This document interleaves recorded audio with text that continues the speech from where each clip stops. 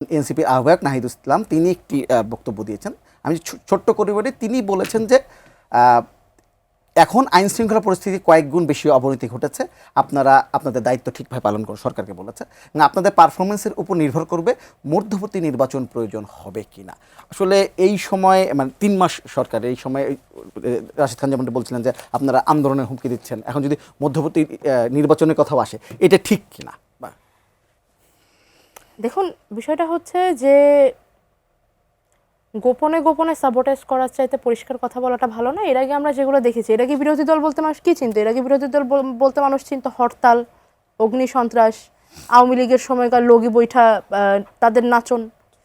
তার থেকে এই যে সংঘাতের বাইরে গিয়ে সংলাপের প্রচেষ্টা, আমি তো এটাকে প্রশংসনীয় বলে মনে করি। আর এর বাইরে যদি বলেন আইন শৃঙ্খলা রক্ষাকারী বাহিনীর কার্যকলাপের কথা, আমি দুটো এখানে উল্লেখ করব। একটা হচ্ছে গত 3 মাসে বাংলাদেশে মাইনর রেপের সংখ্যাটা কয়েক শত, বেশ কয়েক শত। আরেকটি ঘটনা বলবো, প্রথম দফার অধিবেশন শুরু হওয়ার একদম শুরুর দিকেই সংসদের সামনে এবং কিছুদিন আগে আমার যতটুকু মনে পড়ছে সম্ভবত সিলেট বা মৌলভীবাজারের কোনো একটি শহরে ছাত্রলীগের বড়সড় মিছিল দেখা গিয়েছে। বড়সড় মিছিল বলতে আমি বলছি, যতটুকু আমার অঙ্ক যদি খুব বেশি ভুল না হয়, অ্যাটলিস্ট 120 জন মানুষ ছিল এই মিছিলটাতে, এবং সংসদের সামনে দাঁড়িয়েছিলেন প্রায় 25 জন মতো সংসদের সামনে।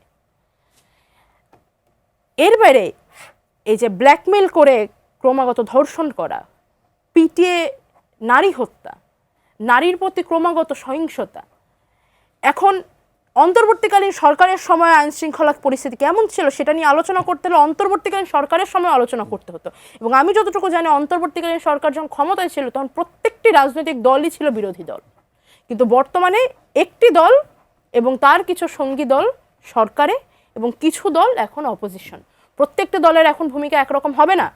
আমার মনে হয় সংঘাতে না গিয়ে 3 মাসের হোক বা 6 মাসে হোক, সংঘাতে না গিয়ে সংলাপের মাধ্যমে যখন কথাগুলো বলা হচ্ছে, এটিকে প্রশংসা করা উচিত এবং সরকারের উচিত এই বক্তব্যকে আমলে নেওয়া। কারণ আসলেই তো আইন শৃঙ্খলা রক্ষাকারী পরিস্থিতি খুব খারাপ। বর্তমানে বাংলাদেশের আইন শৃঙ্খলা পরিস্থিতি খুবই খারাপ, এটা তো অস্বীকার করার কোনো সুযোগ নেই।